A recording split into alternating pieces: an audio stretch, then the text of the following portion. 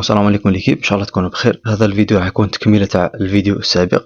كما تحدثنا في الفيديو السابق على كيفيه انشاء بطاقه موز والت، كيفيه تفعيل البطاقه، وكيفيه انشاء الحساب تاعها من الصفر.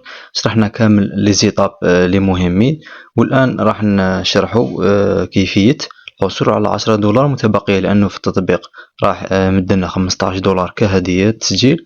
حنا تحصلنا في الفيديو اللي فات، غادي نخلي لكم في الاول تعليق، تحصلنا على 5 دولار مجانيه.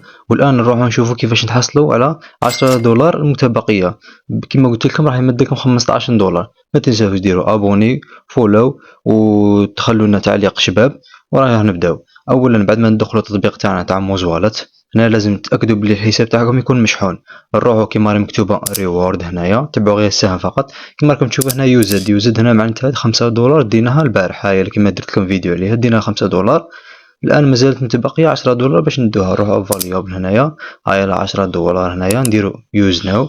بعدها يقول لك لازم تحول الرصيد تاعك من الحساب الى البطاقه، لانه كما قلت لكم في الفيديو السابق انه في هذه البطاقه الحساب وحده والبطاقه وحدها، معناتها مفصولين. الحساب مفصول عن البطاقه.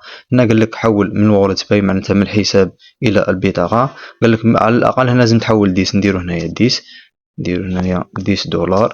بعدها هنايا ما تنساوش تكوشي على هذه هاي ديوس يو اس دي تي اللي هي قسيمه البونيس اللي عطاوها لكم.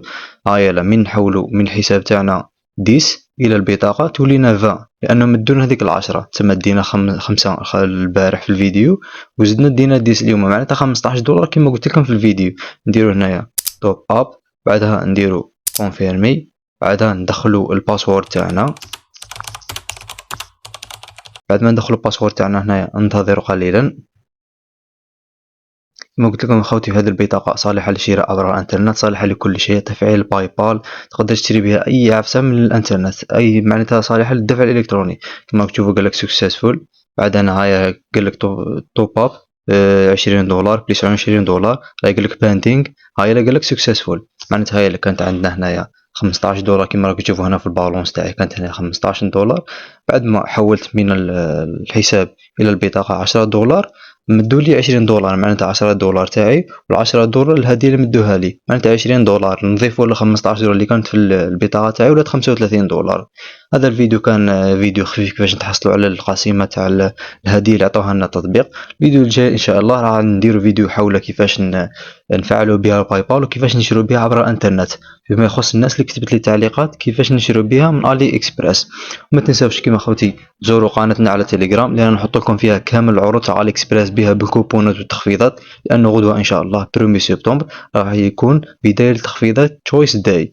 نتلاقاو في الفيديو الجاي ان شاء الله، والسلام عليكم.